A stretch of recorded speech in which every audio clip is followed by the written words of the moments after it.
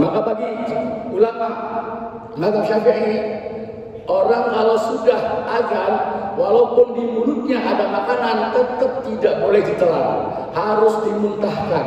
Karena kalau ditelan tidak sah puasanya. Tapi kalau tertelan tidak mengapa.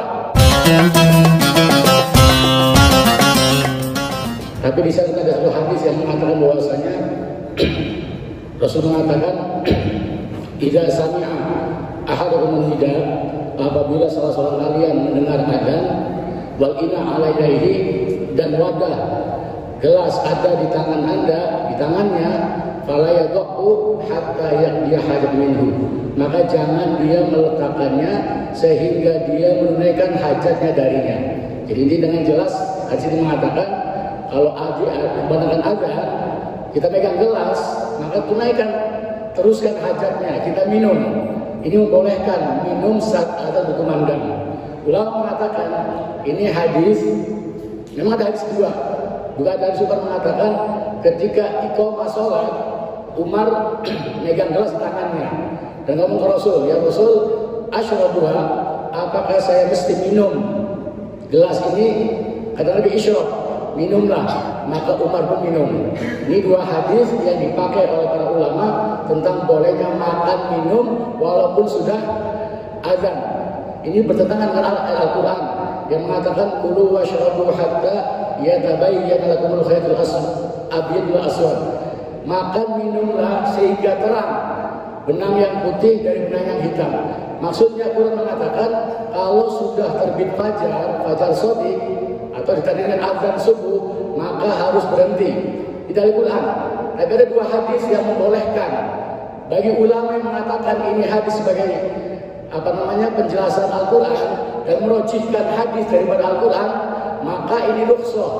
Hukum asal nggak boleh, tapi keringanan untuk yang gelasnya di tangannya, maka tidak mengapa untuk menghabiskan. Tetapi bagi ulama yang merojihkan Al-Quran, karena hadis ini bertentangan dengan Quran, mereka mentakwil hadis itu. Kenapa? Karena ada hadis lainnya yang mengatakan bahwasanya di zaman Nabi itu azan ada dua, azannya Bilal sama azannya Abdullah bin Maktum. Bilal azan di awal malam, dan Rasul mengatakan kalau Bilal azan, kulu washrabu, makan minumlah sehingga azan Abdullah bin Maktum. Kenapa? Ummi Maktum itu azannya azan subuh. Jadi boleh setelah katanya Bilal masih tetap makan. Maka Rasul mengatakan la yamna'ukum sahurakum azanu Bilal. Jangan melarang kalian dari sahur kalian azannya Bilal.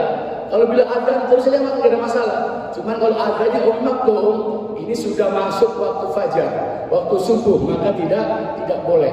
Maka bagi ulama yang dari mazhab Syafi'i yang dia berdalil dengan ayat Al-Quran yang qat'i, adapun hadis tadi ditakwil, maksudnya bukan azan fajar, tetapi azannya Bilal radhiyallahu anhu. Maka bagi ulama mazhab Syafi'i, orang kalau sudah azan, walaupun di mulutnya ada makanan, tetap tidak boleh ditelan, harus dimuntahkan. Karena kalau ditelan tidak sah puasanya. Tapi kalau tertelan tidak mengapa. Kalau tertelan tidak mengapa. Sama dengan hukum orang jima. Suami menjima istrinya pas azan tiba, bagaimana? Kata ulama, kalau dia cabut kemaluannya saat itu juga, walaupun sudah keluar, tetap tidak batal puasanya, sah puasanya, walaupun dia mungkin makruh masuk subuh dalam keadaan junub, ya kan? Karena sunnahnya, afdolnya, mustahabnya orang masuk subuh sudah tidak dalam keadaan junub, sudah suci. Tapi kalau dia sudah azan subuh masih tidak dicabut kemaluannya, masih terus menjima istrinya, maka bukan saja batal, bukan saja qadha, dia harus membayar kafarah, denda atas perbuatannya. Apa kafarahnya? Kita sama-sama paham. Kafarah orang yang menjima istri di bulan Ramadan itu yang pertama, ada seorang sahabat, ya Rasulullah, halaktu, saya binasa. Apa yang bertemu binasa? Saya menjima istri di bulan Ramadan. Kata Rasulullah, kamu punya nggak sesuatu buat merdekakan budak? Nggak punya. Punya nggak kamu ini? Kuat nggak kamu ini puasa 2 bulan berturut-turut? Nggak kuat. Kamu punya nggak sesuatu buat diinfakkan, ngasih makan 60 orang miskin? Nggak punya. Ini orang sudah nggak beli miskin, nggak bisa beli budak, nggak kuat puasa sudah tua, nggak mampu juga kasih makan orang miskin. Sudah, ini ada keranjang isinya korma, ya kan, tolong bagi-bagikan ke tetangga kamu. Wahai Rasul, kepada orang yang miskin kepada kami, iya. Wahai Rasul, demi Allah, di dua bukit gunung ini tidak ada orang yang miskin kepada saya.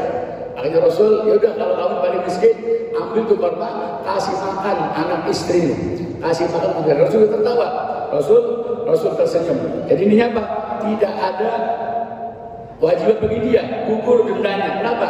Karena dia orang yang miskin sama sekali, tidak mampu sama sekali. Dan kata ulama, tidak ada kafarah kalau orang menjima istrinya karena lupa. Jadi, karena lupa, karena nggak tahu hukum atau dipaksa, itu tidak merusak puasanya, tidak batal puasanya. Dalam mazhab Syafi'i, kalau dalam mazhab Hambali tetap, walaupun dia lupa harus qada, harus bayar kafarah. Masa dua-duanya nggak ingat sama sekali gitu kan? Dalam Syafi'i kalau benar-benar lupa, suami istri lupa dia jima bulan Ramadan, maka tidak ada kafarah sama sekali. Dan tidak ada kafarah bagi yang merusak selain Ramadan.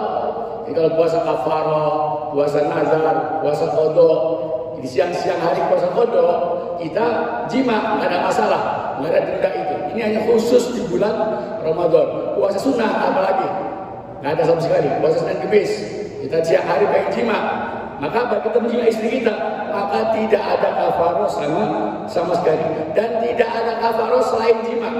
Orang berbuka karena makan, minum, onani, atau bersentuhan, selain kemaluan, maka itu semua tidak ada kafarahnya. Dan tidak kafarah bagi musafir yang menjima dengan niat rukhsah. Orang safar itu ada keringanan, dia boleh berbuka, ada rukhsah. Kalau gak kuat, boleh dia berbuka. Nah kalau dia berbuka dalam perjalanan, ketika dia menjima istrinya sudah berbuka, maka tidak ada kafarah sama sekali. Karena dia bukan nggak berdosa, karena dia sudah berbuka dulu, sudah ada rukhsah keringanan untuk berbuka. Demikian juga tidak ada kafarah bagi orang yang menyangka disangkanya malam, ternyata sudah siang. Dia jima istrinya, disangkanya malam, ternyata wah udah lewat subuh. Ini pun tidak ada kafarah sama sekali, karena dia dulu nggak tahu sama sekali. Dan tidak ada kafarah bagi orang yang menjima istrinya setelah makan karena lupa. Dia menyangka dia telah berbuka, walaupun puasanya dia batal. Dan juga tidak ada kafarah bagi yang berzina karena lupa, karena dia puasa. Ya kan, karena lupa tidak ada kafarah. Wala ala musafirin after bizam turakhison. Dan tidak ada kafarah bagi musafir yang dia berbuka karena rukhsah. Dia safar karena rukhsah dia buka, tapi dia berzina. Walaupun dia zina, tidak ada kafarah merdekakan budak. Dia berdosa karena zinanya, tapi puasanya tidak ada kafarahnya. Tidak ada kafarahnya. Dan siapa yang ada kafarah? Kata para ulama, kafarah ditanggung oleh suami. Oleh suami. Bisa berapa? Kenapa? Karena dia yang menjima istrinya.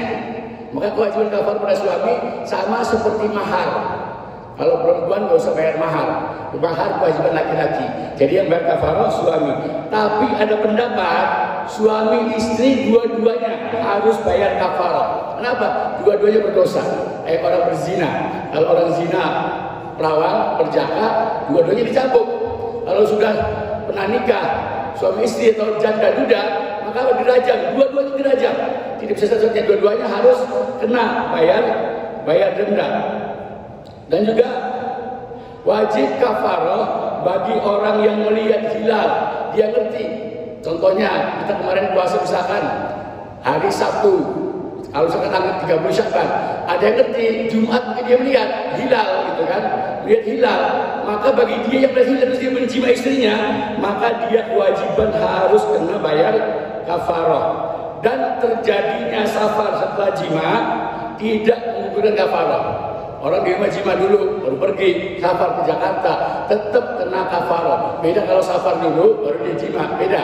Atau sakit dulu, orang misalkan habis jima sakit, gara-gara jimanya gitu kan, tetap wajib berkafarah. Beda kalau orang sakit dulu, ya kan, dia batal, dia pengen maka tidak ada kafarah menurut pendapat mazhab Syafi'i. Dan kafarah ini tadi merdekakan budak, kalau nggak mampu ngasih makan 60 orang miskin, kalau nggak mampu maka ngasih makan orang yang miskin. Gak mampu juga, ini jadi hutang bagi dia. Kapan-kapan kalau dia mampu harus dibayar. Ada pendapat tidak? Wajibnya saat itu, kalau tahun berikutnya dia mampu, maka tidak ada kewajiban dia bayar kafarah. Karena kewajiban kafarah saat itu juga sama dengan zakat fitrah. Yang mampu zakat bayar zakat, yang nggak mampu nggak usah bayar zakat dan tidak dianggap hutang sama sekali. Wallahu ta'ala a'lam. Dan juga tidak boleh untuk orang miskin memberikan kafarahnya itu ke keluarganya. Jadi kafarah harus dibayarkan ke orang lain, tidak boleh kepada keluarganya sendiri. Bagaimana hadis tadi? Rasul mengatakan kasih makan sama keluargamu. Sudah, bawa keranjang rumah ini, kasih makan keluargamu. Kata para ulama, adapun itu yang sedekah bukan dia, yang sedekah Rasulullah SAW, maka dia boleh memakannya. Tapi kalau sedekah kita sendiri, yang bayar kafarah kita sendiri, tidak boleh diberikan kepada keluarga kita. Apalagi yang punya dosa kafarah tadi, tidak boleh makan daripada kafarahnya. Tidak boleh makan daripada kafarahnya. Dan juga